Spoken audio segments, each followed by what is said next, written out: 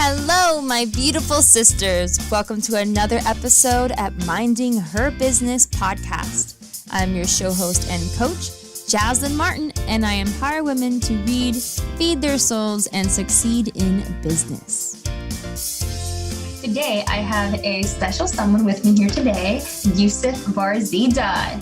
Now, just a little heads up, you heard about him before. He's my beautiful boyfriend, my baby, and he's my world. And he is the person that I know that has the most information when it comes to health. He's ridiculous when it comes to it. And he's really changed my life since I've been with him, got me into the healthy track. And I definitely needed to do a podcast in the very beginning about this. So I brought him on here today to really get to talk about the importance of being healthy for your business, in your life for that matter, and really focusing on how health can play a role in your business. So, Yusuf, my beautiful darling, can you explain a little bit about why health is important, why it's the number one block in any pyramid that you need to take care of, and how it would or could affect your business? Well, hi, everyone. So first of all, Isn't he a cutie? I'd love to cover the question, who is this guy? Why should we listen to him? Well, my name's Yusuf. I've been a personal trainer for about 7 years now. But longer than that, I've been on a journey to fix my own body. And that happened because, well, like most testosterone-fueled young men, I was trying to get really big and strong, and I hurt myself. So I had to go down a rabbit hole where I started learning from people who had, number one, fixed their pain, optimized their body, and then helped thousands and thousands of others do the same. So I just modeled what they did, and I created my own system. Now, so why is health so important when it comes to business? Well, it's the first pyramid, the first level of each pyramid, because if you can't, there's 7 different levels. There's physical health, there's emotions, there's time, there's relationships, there's business, there's spirituality, there's finances. And if you don't have physical health down packed, then you can't control your emotions. You can't control anything else. Yeah. Your emotions are going to be erratic. You're going to feel fatigued and you're going to be irritable. And that happened to me. So you got to take care of your health if you want your emotions to be on track, if you want to have good relationships with other people, if you want success in spirituality. Because if you're clogged up, there's no way you can feel God or the universe. And if you're eating foods that are making you dumb and stupid, there's no way that you're going to have the business that you want or the success that you want. So yeah, hope that answers your question. And I know that one of the big factors, especially that I've been seeing, we live off a paleo diet, a grain-free world over here, and a few other things for that matter, but I'll stick to grains to begin with. And one of the reasons that we decided to do that and that he brought me on this journey is because when you eat, for example, grains, what tends to happen is you don't realize it, but you're probably getting emotional or depressed or angry all the time. And that's going to mess up your business. That's going to mess up your inspiration. And how are you going to be able to get into that flow motion, being in your creativity mode and really doing the best possible in your business if you're not in a good mood, or if your inner critic is probably a little bit louder than it could be. So, and we did talk about that in a past episode about the inner critic and how the inner critic is that judgmental voice in your head. You can go back to episode 2 and really get to hear more about it. But if you want to shut it up some more, it's not about putting it in a cage or trying to tell it to shut up all the time and hiding it away. It's more about knowing to control it and bringing out the inner coach, that other voice that's there for you. And eating healthy helps with that. And another thing I know for females in general, and something that, Yusuf will talk about all about masculine and all that jazz. But for females in general, we focus on body image and wanting to be perfect. And that's something else that, I'm all about being messy, right? But if your inner critic is being so loud when it comes to your body image, how are you going to get on a Facebook Live?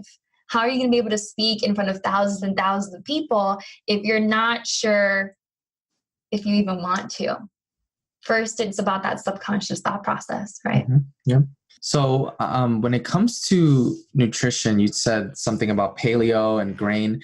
And it's actually not the case with everyone. There's some people that can actually digest grain. And I just think they're really lucky.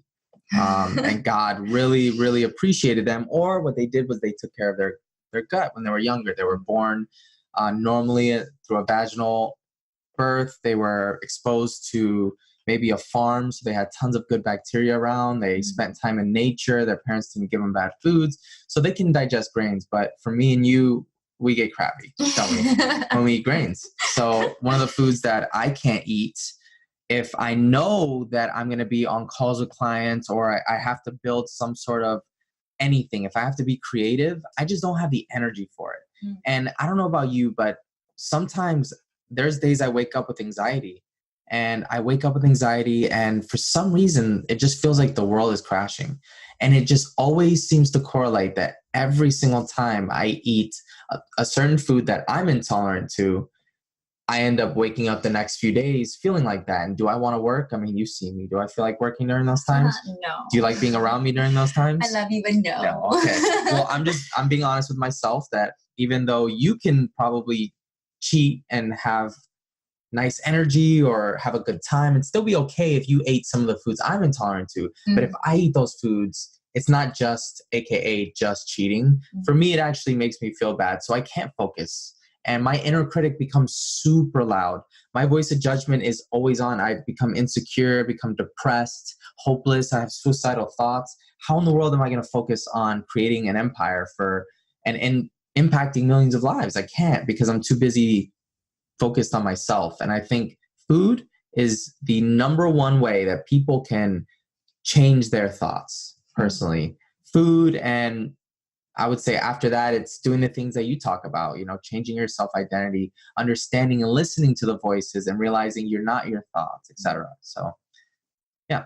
Look at that. He listens to me. It's so nice. So you mentioned something, and I know that the answer is elimination diet, but I definitely wanted to go ahead and talk about that on how do you know if you're intolerant to something, and how do you even get into this world? How do you know what's wrong with you, and how do you react to it? Well, first of all, I think we should address something. It's kind of an elephant in the room.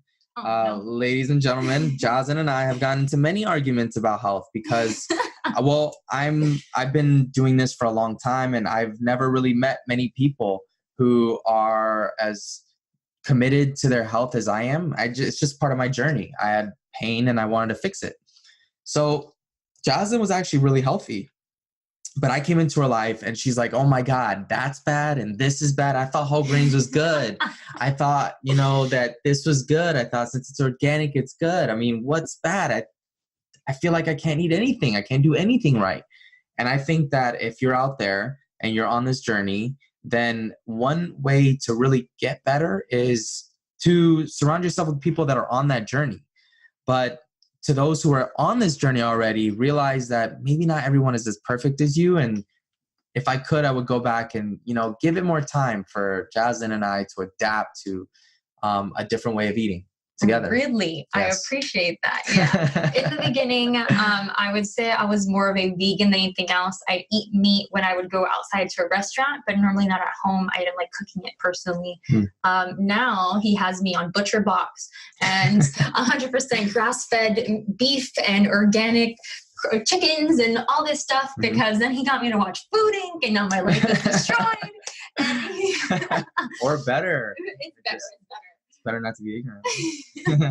And before, I used to eat a lot of soy, and I realized that messed me up. And then grains, and that messed me up. And what was another thing? Dairy, and that messed me up. And so for me, I had to change my thought process even on food. And again, the way that you do one thing is the way that you do everything, right? So when he came into my life and he's like, change, this needs to change. And this needs to change for you to be healthy. And you want those pimples to be gone, do this. And I was like, FMO. There goes my entire childhood. I haven't had macaroni and cheese since I've met the kid, practically. But it's definitely made a huge difference. I'm more creative. He's like, how the panda do you do it? Most of the time. I do ask that question. You're like the Energizer Bunny. You don't stop. Thank you. You're always on. You're structured and you're unstructured, and you still get everything done. And during your unstructured times, it seems like you're getting just as much done as you are in your structured time. blows my mind. Well, you call it structured and unstructured. I call it feminine and masculine energy. So when I'm unstructured to you, that's actually me focusing on the flowy, what I feel like doing, and really just working on being creative and that creative energy, that goddess feeling I have within me. So you need to hopefully tap into that. But that's a whole other conversation in the future. So you asked a question about how do you know what you're intolerant to and all this stuff, elimination diet, etc. This is probably like Chinese for you guys out there. So let's talk about something that most people have probably heard about. And if you haven't, this is your introduction to it. So as humans for the past 10,000 years, we evolved. No. And well, we were on all fours. We came up. And as cavemen, we discovered there was one level of cavemen, which is more than 20,000 years ago. They were eating just greens. And they were just eating vegetables. But they were chewing constantly, and they had a different digestive system. And then there was another one, I think his name is Homo bacillus. He started using tools, and he could use them to make fire and kill meat and eat meat. And cheese, just saying. And what happened was the plant eaters died off. The ones who could eat meat moved on. And anyways, as time goes on, we started eating a certain way, which was basically meat and vegetables. That's how we ate, meat and vegetables. We ate meats, we ate vegetables, we ate some fats like coconut oil and palm oil. We ate a bunch of fruit. We ate some nuts, but we didn't eat grains because grains hadn't come out yet. And milk wasn't really something that we ate very often. We'll talk about that in a second, but what ended up happening was we evolved and society got introduced to something called industrialization. And when you industrialize a country, the agriculture gets introduced. So things like corn, wheat, soy, barley, rye, all these things that were really non-existent before now all of a sudden exist. And the reason why they're so helpful for the world, at least in the beginning, was because you can make a lot of it for cheap. Now it's genetically modified. Now it's full of pesticides. And now most of those crops that you're eating, they're high glycemic. So that's basically a fancy word of saying that it spikes your blood sugar really fast, which means it usually crashes too. So there goes that dip in energy that we talked about. If you're trying to focus on, say, doing, for you, you're creating courses, books, podcasts, etc., and you're trying to do something, but you just can't focus because you're tired. Now you need coffee anyways. So these grains are doing that. They're spiking your blood sugar. They're genetically modified. They're destroying your gut. So these aren't that good. But like I was saying before, the foods that are good are meats, vegetables, fruits, and nuts. Some traditional oils like palm oil, olive oil, coconut oil. Those are the best. However, most people think that's a little extreme. We can't have grains? Are you telling me? Well, the only way to know that you could even digest grains very well, because there are some tribes in Africa that can actually digest certain vegetables a lot better than here in the West, because they have a different microbiota, different gut bacteria. Vegetables or grains? You said vegetables? Vegetables. Okay. They don't really eat that many grains, even now. So that's the funny thing. But my point is they can digest carbs really well. People over here can digest carbs not so well because we're a different species. We're a different people. So everyone is different. Everyone is so uniquely different. There's a book by Roger Williams called Biochemical Individuality. And he talks about how we have there are 6 different types of stomachs. That's a lot. And we are different by 1 in 142 million. That is a lot. So we're very, very unique. So my point is, you got to find out what works for you. Don't listen to a one-size-fits-all approach. Do an elimination diet and find out what works for you, because you want to see if these foods make you feel bad. And the only way to know, because allergy tests really don't do it, and there are no real good food sensitivity tests. So eliminate. Take grains out. Take dairy out. Take everything except what our Paleolithic ancestors ate, which is known as the paleo diet, and take those out. And then after 30 days, introduce them one at a time for 3 days. So if you're going to introduce rice, you would introduce only rice for 3 days, see how you react to it. And you probably want to eat a good enough amount to see if you really do react to it. But take that out. If it doesn't sit well with you, then take it out completely, introduce something else. If it does, then continue eating that and then introduce something else and see how that works. And you'll start to see some symptoms. You'll start to see pimples, you'll start to feel irritability, dips in energy, all sorts of stuff. And if food takes away more energy than it gives you and it makes you tired, obviously you're not eating right. So that's the long story short to that question. Answer. So the elimination diet you said is for how many days? 30 days. So you do it for 30 days and you're taking out grains, you're taking out dairy, you're taking out, what else did you say? So nuts. It's really difficult for me to give someone, hey, avoid all this. I've done it. And in my new book, I do that. Okay. But it's best to just say, hey, just eat this. Don't eat anything but these. And it's way easier because the list of what not to eat is a lot bigger than the list of what to eat. Okay? So what do we eat? So what should you eat? Meat, vegetables, fruits, and fats. Good fats. Not hydrogenated fats, not soybean, not canola. So you don't eat legumes. You don't eat grains. You don't eat hydrogenated oils. You don't eat genetically modified food, processed sugar, basically anything that comes in a box. If you just stick to the outside of the store, like if you go to a Whole Foods, Publix, or I don't know if you guys have Publix, but even Walmart, if you stick to the edges and the produce aisle, you'll find everything you need. Got it. Okay. And then for the meat part, I know that for you, and this is literally a question that I'm having at the moment. And for the meat part, when it comes to the elimination diet, do you normally do like the 100% grass-fed thing, or can you just pick any meat? No one should just eat any meat. And the reason why I say that is because you don't know where that's you haven't seen where it comes from, ladies and gentlemen. It's disgusting. Now, Jaslyn now knows this. She said it in the beginning. She watched Food Incorporated. And just watch a documentary on it. That one's a good one, but you'll be really surprised the kind of food you're eating. It's filled with garbage. On some burgers, actually 80% of burger meat out there is washed with ammonia. You saw that. It's washed with ammonia. And that was in, 2007? So in 12 years, there's a lot more ammonia in our food. So your meat essentially you're eating ammonia. Yeah. And there's some other stuff going on that I hate to mention right now. But my point is you should never eat food that you don't know where it's coming from. Butcher Box is a good option, or a US Wellness Meats. Or if you go online and type in wildfood.com or wildeats.org, one of those two sites will tell you about where you can find grass-fed, grass-finished, pasture-raised meats. When you were vegan, you're probably vegan because you heard meat was bad. You probably heard meat was bad because the current system with commercially raised meat is they're treated miserably. These cows they're mistreated, quite frankly, and abused. And it's nasty the way they just kind of take them by the legs, they throw them into a truck, and then they don't even put it down nicely or with kindness. They just kill it. And then all the feces that it's been sitting in for weeks, they haven't even seen the light of day, all gets bundled together with the meat that you're consuming. So if this sounds nasty, trust me, it's even worse than you can imagine, ladies and gentlemen.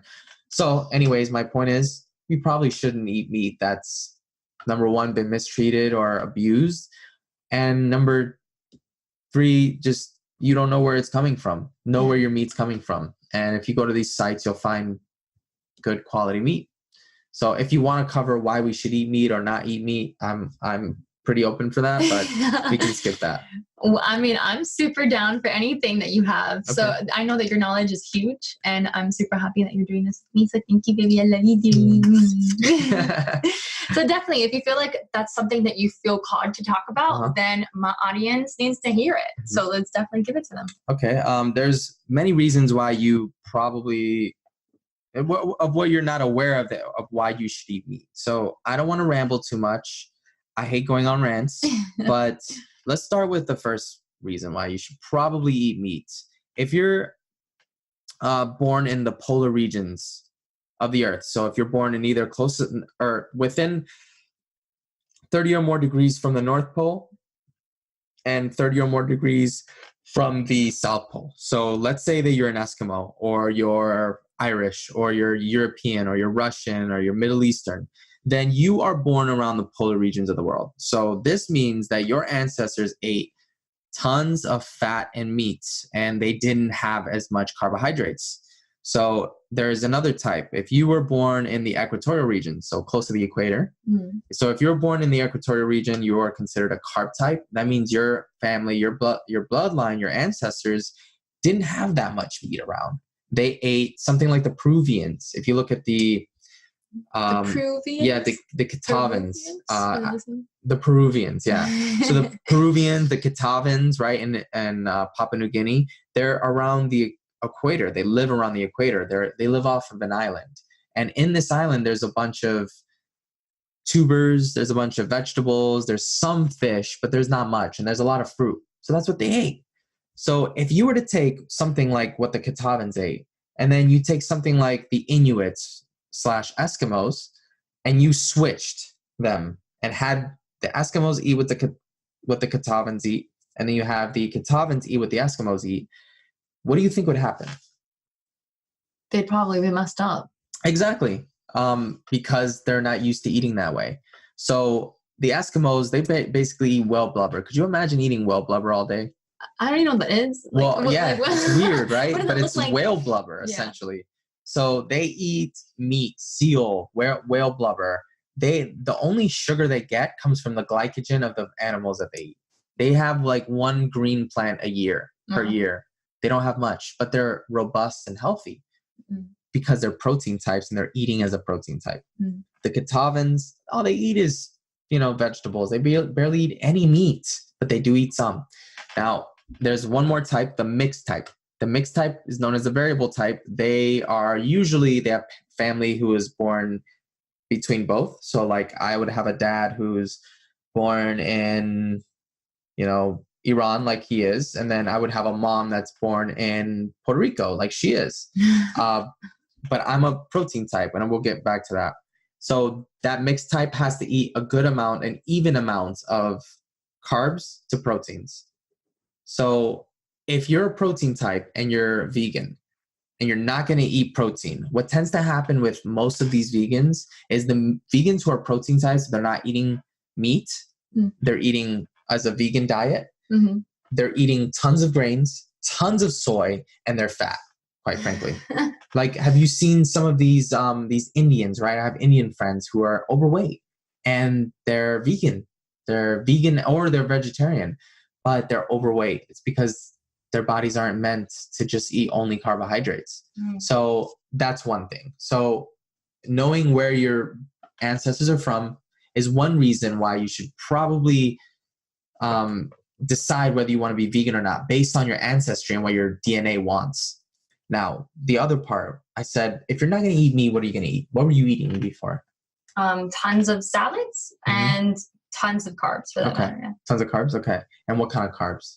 And soy products. Soy, okay. So let's cover that. So if you're not going to eat meat, most likely you're still going to crave protein because your brain knows how much it needs. Some people know more than others, but a lot of people gravitate towards as much meat as they need. That's what Chris Kresser has found in his research in the paleo cure.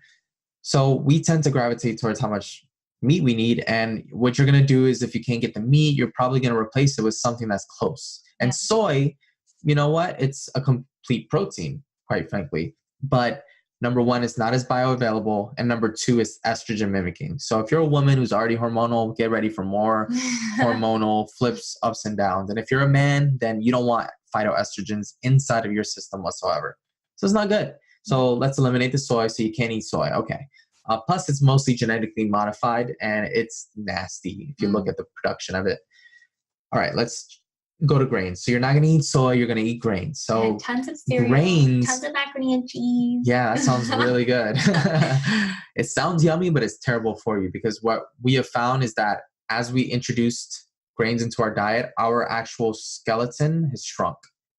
So people who eat grains, for instance, if you look at There's a society in Papua New Guinea, not the Kitavans, but another society. They got introduced to grains, and they, in the first 9 years, their heart disease increased by 33%. And then as time went on, over the course of 100 years, nearly half of the population has heart disease, just like in the US. But it's only when they introduced grains. Before, it was non-existent. So there's a lot of cases like this. People who eat grains are just not as healthy as those who don't. Let's just say that.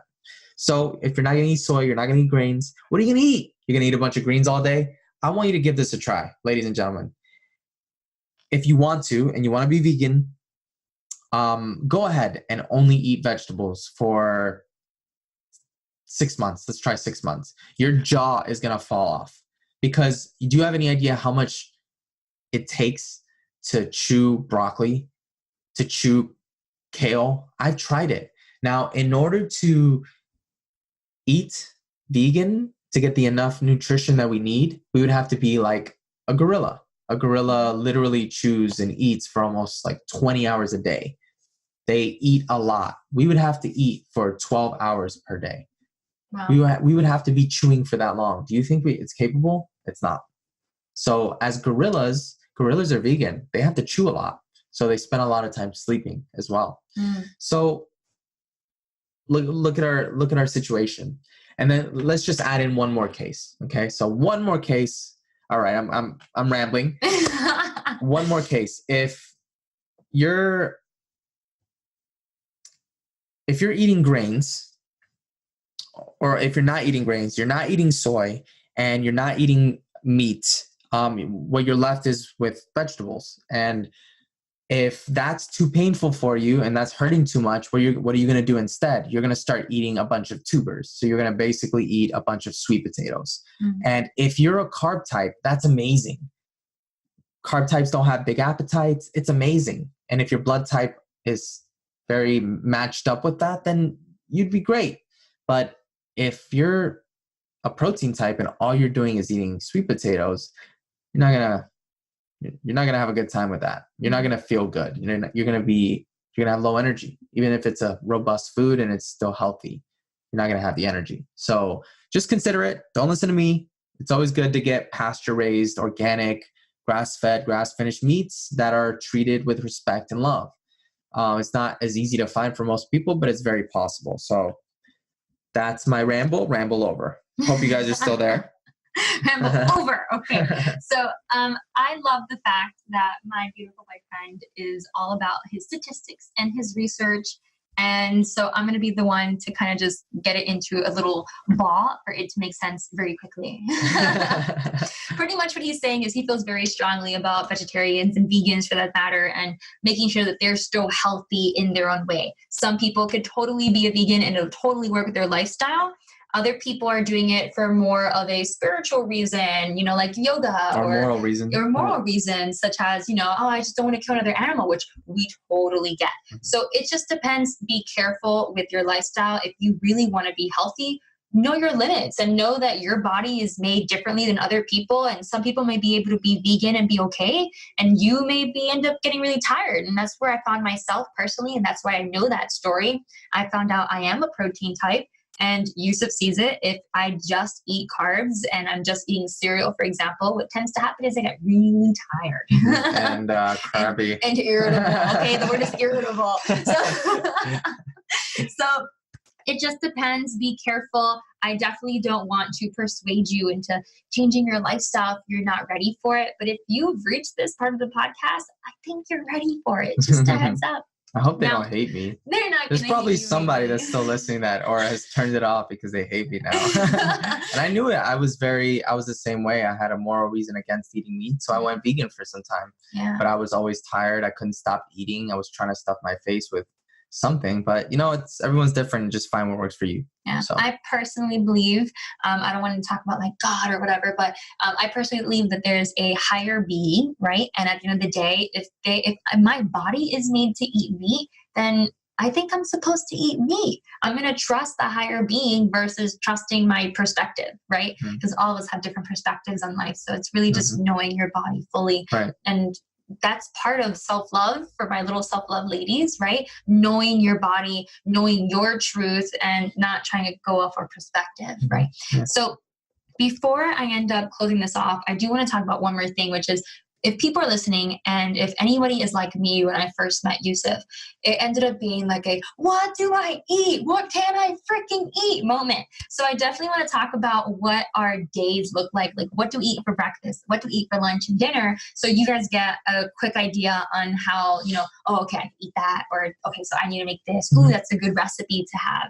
And we are slowly but surely working on a recipe book. So be aware that that's coming at some point in the future. It's a quote on the back burner. Yeah. Like the stove. Okay. Yeah. Oh, so cute. Isn't he a cutie? Well, it does work because both of us are protein types. So Correct. I've seen relationships falter where the woman ends up tired and she ends up fat because she's eating like the man, and the man's a protein type, the woman's a carb type. They're not eating right, or vice versa, where let's say he's a carb type or she's a carb type. She's feeding him, so she's not putting much meat. She probably convinced him to be vegan at this point, because usually the carb types are, they gravitate towards eating barely any meat. So what ends up happening is one of them ends up fat. So it's great that both of us have that and it works, but it can be frustrating if you're out there and you're a different type than your family. But if you want a good resource on that, what I'm talking about specifically, it's called Metabolic Typing Diet by Bill Walcott, also known as William Walcott. So I just wanted to cover that. But what do we eat every single day? So lately we've been fasting, right? Well, in the morning, at least fast until like noon or 1, or basically until we finish working for a little bit and get hungry. Yeah, pretty much. But normally what we end up creating for breakfast is I create these little tortillas with cassava flour, literally what I created this morning. And then I also ended up making different breakfast sausages. Of course, I pick whatever best step it is in Whole Foods. Definitely check that out if you don't know about that. And just get whatever is best for you. We do put onions and we make a salad on the side, but we make sure that we have enough protein on our side. And then as a bonus, I'll put in some Brussels sprouts. That's also something I created this morning. Tonight we're eating green plantains in tostones format, Cuban over here, right? And with that, we're also having, what is it, steak? Yeah, so we're having grass-fed steak. Grass-fed steak. So definitely one thing that we do have is we go to Butcher Box and we go to a lot of farmer markets, which we have to go to tomorrow, honey, by the way. So our farmer's market, well, you know all the details. I'll let him ramble off on that for a second. Well, when it comes to the food we eat, I used to eat from Publix and Walmart, and then I found out that most of these foods that like I told you before, these meats were totally toxic. They were full of antibiotics.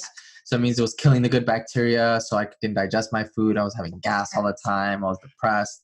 And then on top of that, it's full of chemicals and residues. By the way, you can definitely still buy from Publix or Walmart, but just look at the ingredients choices, and see the better choices. Right.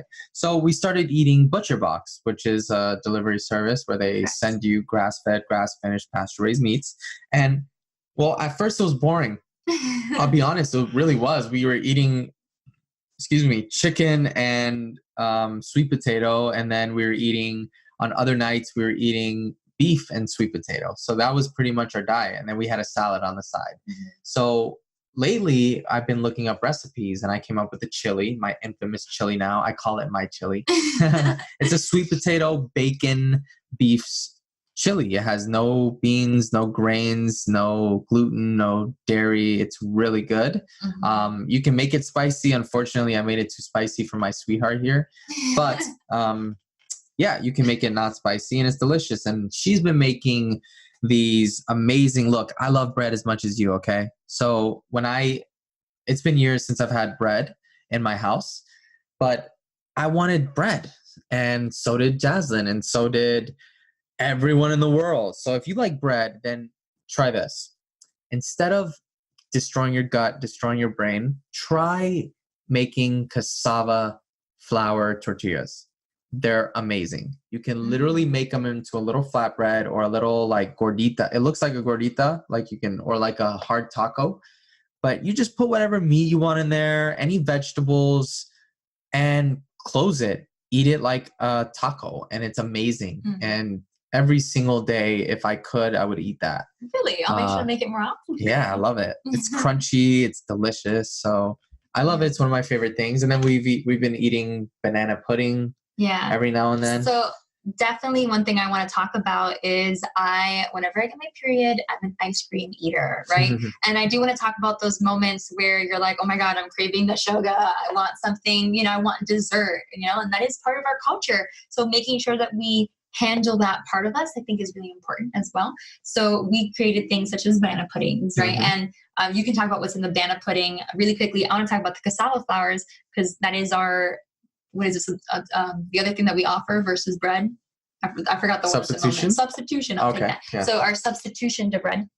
And what it is, it's cassava flour, water, coconut oil, the liquid kind, and salt. That's it. You just mix them into little balls and then you flatten them out as much as possible. You put them on a pan around 3 to 5 and just let them sit there for a little bit. And when you're ready to toss them and turn them around, and then you can put them on your plate when they're ready. It's a very simple process. It may take up a little bit of time, so put 15, 20 minutes away for you to be able to create a few of them, but super easy. For the banana pudding, I'll let him talk about that recipe, and then we'll also talk about my little ice cream and Oreo situation. Oh, yeah. I want some now.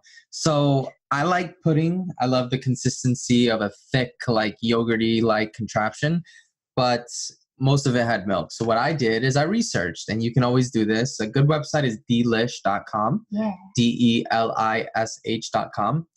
Now you can find paleo recipes anywhere, but this is one of my favorites. You take a ripe banana, you take stevia, and you take coconut milk. You blend it and make sure there's not much coconut milk, but the fuller fat coconut milk is going to do you a lot better. And then blend it for a while. And maybe 2 minutes, blend it. Then take it out. And if you want, put it in the fridge, put some chia seeds in it and let those chia seeds expand. You don't have to do that. That's just an added bonus to it. But to get more of the nutrients. Right. But you can do it without the chia seeds and literally eat a decadent, amazing tasting treat. And stevia doesn't spike your blood sugar. It actually balances your blood sugar, which is great. And it doesn't pack on the calories. So give it a try. It's one of my favorite things to eat.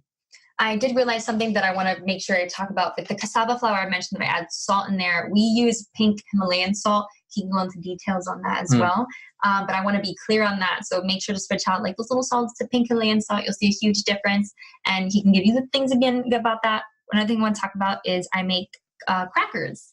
And our crackers, no, I want crackers. I'm gonna make that tonight. So the way that I make the crackers is the exact same way I make the cassava flour tortillas. So it's the cassava flour, water, pink Himalayan salt, and some liquid coconut oil. You just mix them together, and I just have like one of those little cookie cutters, and I end up making little patterns on them. The smaller they are, the better, so they get more crispy and yummy. And just be careful on how flat you make it. You may want to make it a little bit fatter than the cassava tortilla. So talk about the pink Himalayan salt for a second, and then I will officially talk about my ice cream and Oreos. Well, processed anything isn't good. And lately, sugar, salt, grains, everything is processed, which means it's stripped of all its nutrients. Well, refined means stripped of all its nutrients. And when it's processed, tons of times it loses value, and it loses nutrition, it loses life force. So when it comes to the salt, a lot of salt is also combined with these things, these fillers, these preservatives that are full of aluminum and titanium and things that aren't good. So normal white salt isn't good for your blood. It can actually raise blood sugar. And it's full of dextrose. You know what dextrose means? Anything ending in os means sugar. Wow, I'm putting salt and I'm getting sugar. Well, it's like someone cutting drugs. They want to make more out of it, and sugar can help it way more. So basically they're selling us crack because sugar is addicting. And so you have sugar, you have aluminum and metals and bad stuff in the salt, and it's processed. There's nothing in it. It's a small percentage of phosphorus, selenium, magnesium, and all the good ones. But if you look at something like a French gray salt or a Hawaiian red salt or a New Zealand or a New Zealand sea salt or a Celtic sea salt or a pink Himalayan sea salt, any one of these sea salts are going to be chock full of minerals and nutrients. They're going to help us to not only absorb the water in the food that we eat, but it's going to give us a lot of the things we're deficient in. And pink Himalayan salt's amazing because it's higher in sodium and in potassium and magnesium, which is really good.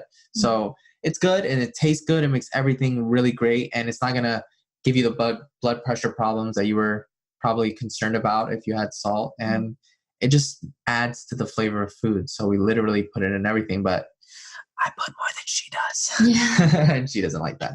I like my food salty. Once again, it comes back to the protein type thing. Yeah. I'm a protein type. I don't know where your family's from, the Iberian Peninsula. Correct. Mm-hmm. Yeah. But for some reason, I like my food salty. A little ad right there, yeah. I do want to mention that for the pink Himalayan salt, we do put the pink Himalayan salt in our vodka.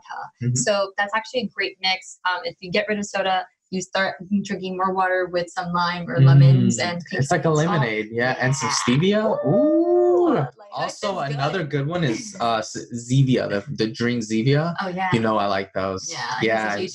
There's tons of flavors. They have a Dr. Pepper flavor, but it's not actually called Dr. Pepper. It's called Dr. Zevia. They have a cola flavor, cream soda, my favorite, strawberry. So if you like soda and you don't want the crap that's in the soda, drink Zevia. It's carbonated water, flavor, and stevia. So yeah. There's my baby. All right. So for me, when it comes to ice cream time / period time, I have a ritual where I don't really have ice cream often, or at least I did it before, but now Yusuf is in my life and he likes ice cream too. Yeah. Oh, we're talking about the Oreos. Yeah, oh, I'm sorry. I got there. So one thing that we ended up doing is we ended up switching our ice cream that's strictly made by dairy, right? And we switched it out to coconut milk ice cream. It's so delicious, right? That's the brand. The brand is called So Delicious Coconut Milk. And the reason I would get coconut milk versus the cashew milk or the almond milk, for example, that there are other options such as that. The cashew milk and almond milk, just be careful that you aren't allergic to it or that your body doesn't react to it. So we get coconut milk because both of us are okay with that. I believe I was the one that was allergic to almond milk and he's allergic to peanut butter. No, I'm allergic to almond. Oh, You're allergic to almond. I'm allergic to peanut butter. Well, I'm allergic to nuts in general. So yeah. So fantastic. Yeah. So yeah, and the great thing about this coconut ice cream is it's no sugar. It's got only sugar alcohols. Yeah. So I love that. I mean, and then talk about the Oreos. Do you know anything what's in the Oreos? Okay, because I want to get there. The Oreos. Okay, all right. So the Oreos normally have wheat in it. They normally have high fructose corn syrup. High amounts of sugar. Okay, you want to talk about the Oreos? No, go ahead. No, they're evilly amazing. Yeah. So. Yeah. I believe, if I remember correctly, when we went to the Tony Robbins event in Life and Wealth Mastery, we ended up looking at Oreos, for example, and a bunch of these big companies, such as the ones that make macaroni and cheese, all are actually like the same one with different brand names. So Oreo is one of those, I believe, if I remember correctly. Okay, he says yeah, so I'm on the right track here. So instead of getting Oreos, what we get is these gluten-free sandwich creams. They taste the exact same as Oreos. Even better, honestly. Less like fake. Yeah. I don't know, the real Oreos now they taste like chemicals almost. Like these are rich. Yeah. These you can have more of delicious. Them, by the way. You know how Oreos, after you have like 5, your tummy starts hurting? That's probably a good sign that you shouldn't be having them, by the way. So when I have gluten-free sandwich creams, I still call them Oreos, gluten-free Oreos, whatever. So normally I can have like 1,000 of them and I'll be okay, which means I can have them and I'm fine. I'm not saying to have 1,000 of them, but I'm just giving you a kind of little idea that you can get if you want more things that taste like Oreos. Glutino, Glutino. And normally what I do is I end up like squishing my glutinos into my ice cream and calling it a day. And syrup, I used to be a huge fan of syrup on everything for the matter, but mainly on my ice cream. And Yusuf has reminded me that that's very bad, and it's full of high fructose corn syrup, and it's full of a bunch of stuff that you can't even name. If there's things in the ingredients list that you can't name, don't eat it. Yeah, that's a good way of putting it. So I want to mention, are you proud of me in this podcast with everything I've learned? Yes, of course. I love you. You're amazing. Thanks, baby. Mwah. All right, perfect. I think I'm actually done. Wait, can we talk about what's in the Oreos for a second? My mouth is watering. So here's why the Oreos are better. They're made of cassava flour, just like the other ones.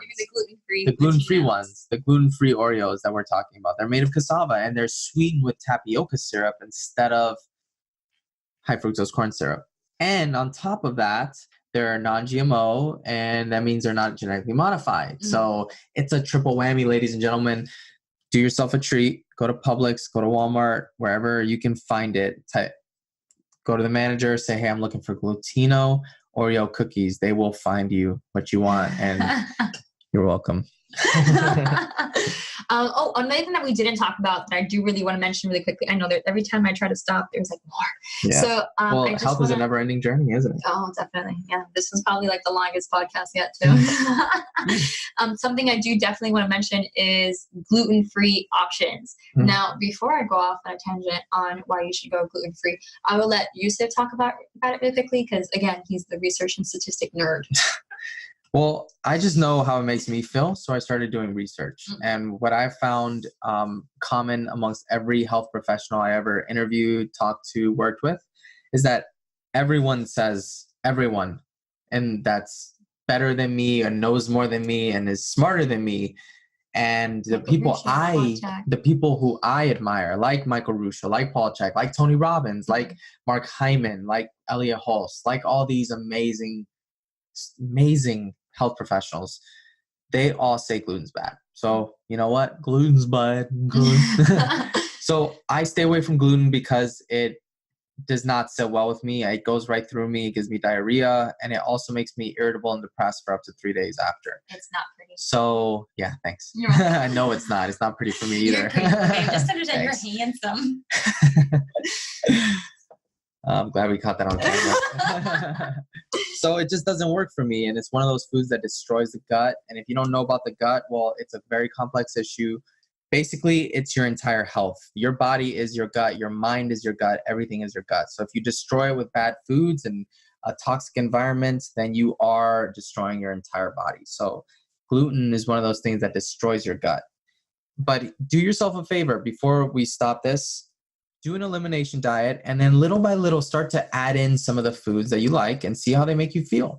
And if you find at the end that you can't digest any of these foods, that they're not bad, they're just not sitting well, then if you would like to expand your diet more, there are ways to make carbohydrates like grains a little more digestible. And there are ways to heal your gut so you can actually enjoy these foods more. But if you've been destroying your gut with bad foods, if you've been living in a toxic environment your whole life, then start with this. Start with eliminating bad foods so that you can end up concentrating more and focusing and having the energy to, number one, accomplish your dreams, and number two, impact the world. And also just to feel good, because that's what life is about. And y'all know me. So when it comes to when it comes to things like this, I always say we talked a lot. This is definitely the biggest podcast yet. And I don't want you to feel overwhelmed, right? Overwhelmed is just a thought, just a reminder. And the thing that's just a reminder is just start. No matter where you are, if you're thinking, oh my God, this elimination diet is for 30 days, and how am I going to pull it off? And I haven't even put off a diet for more than a week, right? Whatever is going on in your head right now, remember that is your inner critic speaking. Don't feed it. Focus on feeding the inner coach, realizing what kind of life you want to have in the future, and go for it, right? So just start. Maybe you don't do the elimination diet for 30 days. Maybe you do it for 2 days. Well, guess what? That's a good starting point, right? Be messy. If you mess up, just get back on track. Get back on the horse, right? And if you don't get back on the horse and you try it for 2 days, then you probably won't try it for a very long time. Just calling you out right now. So you want to make sure that you stay on track. And if this is a value that you want to have, you can definitely follow my honey bear, Yusuf, and really go into it more in detail. He has a few courses that he's in the middle of creating that I'm not going to talk about until he wants me to. But I'm really proud of him. I'm really happy to have him on this podcast, as you can tell, because I'm pretty sure you heard me laugh more often. I sound very cute in my own opinion over here, right? And you can, thank you, baby. And he's just the best. I'm really glad to have him here. So thank you. Mwah. Thank you everyone for listening today. And I hope that you got tons and tons of things from it. If you have any questions, you know that you can reach me at Her Sisterhood Plus Book Club Facebook group. Check it out. Hang out with me, and you can ask any questions you want. If anything, I will bring Yusuf in himself. All right. Thank you, everyone. And we'll talk soon. Bye.